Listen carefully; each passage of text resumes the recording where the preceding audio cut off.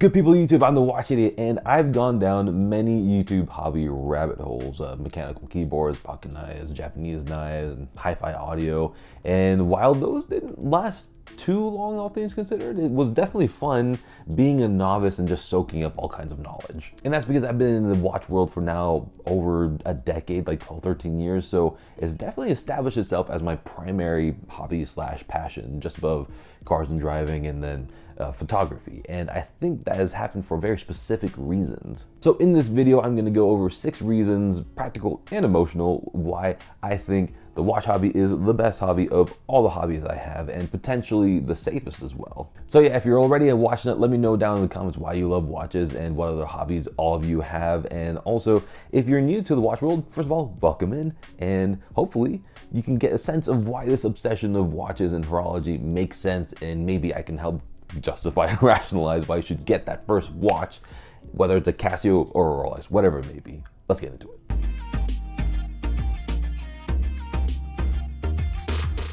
Okay, so first of all, there are quite a few watches that I've been wanting to review, but life has been insane in not that many great ways. So I've been trying to squeeze out some time to film and capture these watches to my standards because I want to put out really good stuff for all of you guys out there. So there's a lot to come for sure, so stay tuned. I'm really trying hard to get these videos out. And that leads me very nicely to my first point, because through all the insanity that's been happening, I've had a watch on my wrist, and literally anytime I look at my wrist, I'm enjoying what I'm looking at, no matter what time it is and where I am. And this is something that is simply not possible with anything else out there.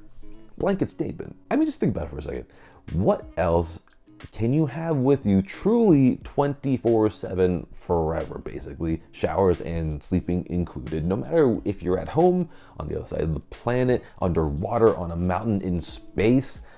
Nothing. You can't wear your favorite shoes or jacket 24/7, and you can't drive your favorite car 24/7. But for your favorite watch, so long as you've got some water resistance, you're ready for anything. So as much as I love my Mark 6 GTI and my ND2 Miata, their names are Jitty and Mitty, I simply can't pack them up and take them to the mountain roads in the Alps, and as of late, I haven't been driving them as much just because of how busy I've been. This to me is the biggest advantage of watches. I can experience any of my watches at any time, no matter what's going on in life or where it may be. It's kind of like just having like a friend with you on your wrist all the time, and I can fiddle around with the bezel, with the chronograph, what have you. And with just a little bit of TLC, watches can easily last for decades. And in a practical sense, when we buy a watch, just as a little treat to ourselves, we're really able to get our money's worth because it can be worn all the time forever. So yeah, I mean, that's just a nice little bit of justification that obviously never gets abused by any one of us, of course, right?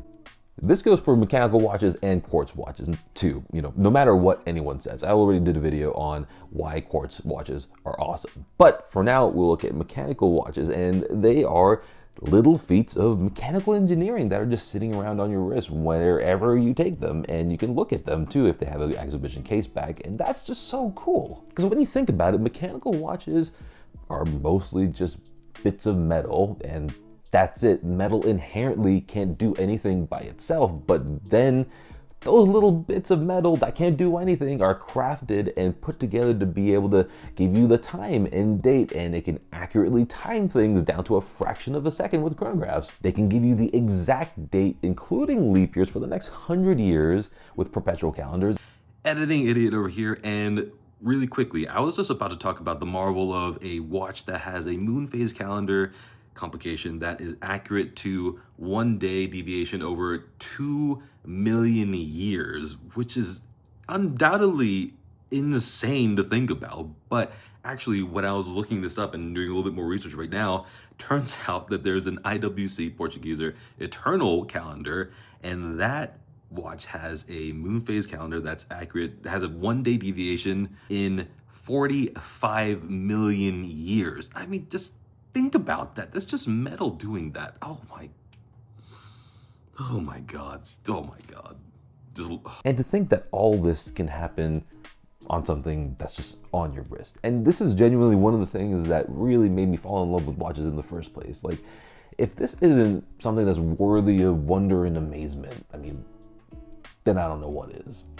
like any hobby, when you get into it, things can absolutely get very expensive, potentially spending thousands of dollars on watches or on a single watch, which, let's be real, to the outside world, sounds absolutely ridiculous. But if you're just starting off with watches, you don't have to spend very much money at all. I mean, the iconic Casio F91W can be had for like, what, 15 bucks or something like that on Amazon, or a Timex Indiglo, or a G-Shock for less than $40. And then if you go up a bit more, you can get other classic Seikos, Citizens, and Casios for like $100 to $250. So yeah, there are just so many watches available at this price point. And even for those who've been into watches for a really long time, these kinds of watches can be a really fun change of pace. I mean, a few summers ago, G-Shock absolutely dominated my wrist time to the point where I was like, am I ever gonna be able to wear anything other than G-Shocks? And then back in 2021, my most worn watch of the year was the Seiko SNE 569, which was a little over 300 bucks. So can you have fun with expensive watches?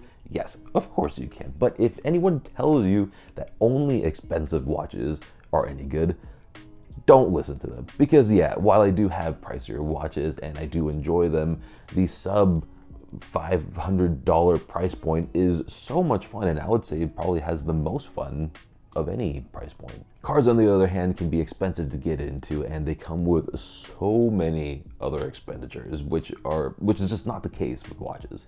Next up is just the sheer selection of watches that we have nowadays. So anything you like, you can buy at pretty much any price point. If you want a field watch of a certain color and aesthetic, you can find it. If you like the look of pilot's watches, and if you're like me and you like divers, then there's hundreds to choose from. So you'll never run out of things to just look at and enjoy, and then also if you want to buy them to enjoy. When it comes to selection, there aren't many hobbies out there that have this much selection to offer you so many different experiences.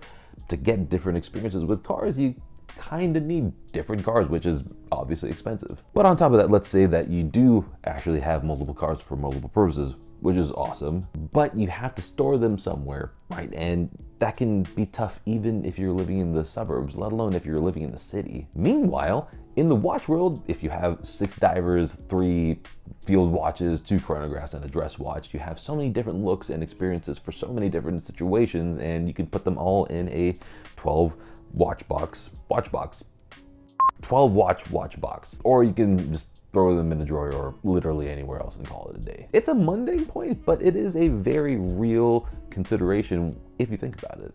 Earlier I mentioned expenditures, and maintaining a watch or watch collection doesn't have to be expensive. With cars, you regularly have to change the oil filters, change your tires, air filters, brake rotors, brake pads, alignments, and all kinds of other stuff. That's a lot of money to be spending. And if something big goes wrong, the fix could cost you hundreds, if not thousands of dollars. Watches at the very most need to be sent in for service every 5 years, although most watches can last much longer than that, and service can be anywhere between, like, at the low point, like $100 to a few $100, depending on the watch, and more than that if you have to repair something. And if you split that over the years of not needing to do anything to your watch, it doesn't come out to very much. And if you keep it up and you maintain the watch nicely, then you'll be able to wear the watch for decades, which is really awesome to think about. Of course, if you're going into the vintage world, then there can be a lot more issues that you run into that will cost you more money. But for modern watches, you don't really need to worry that much. That said, the old adage of if you can't afford to fix it, you can't afford to own it still applies here. So don't take it for granted. So I'm bringing up resale value and the ease of buying and selling, not for the investment aspect of the main hype watches. I'm bringing this up because for me, and perhaps for many others, this is a big deal when it comes to being able to enjoy and experience many different watches and not go broke in the process. I personally must have owned, over my many years in the hobby, like well over 100 different watches. First off, I would never want to own all those watches at the same time because so many watches will basically never be worn. But also, there's just no way that I would be able to afford to have all those watches at the same time without selling them. So being able to sell watches relatively easily is critical. And through having all these different watches, I've learned so much about watches, and yeah, I just really enjoyed that journey. So if watches weren't as easy to sell without losing boatloads of money, I just simply would not have felt comfortable spending that much money on watches. clothes, shoes, and other things are consumable, so while there are ways of getting money back out of them, most of the time, once when you buy something, that money is gone forever. And plus, watches don't have yearly or seasonal upgrades that render your watches worthless, and people are often looking for older watches, and you're not dealing with sizes like you would with clothes and shoes, so there's even more flexibility with watches. So there you have it. Let me know what you think about this list and why you love watches and what other hobbies you might have, and until the next video, good day.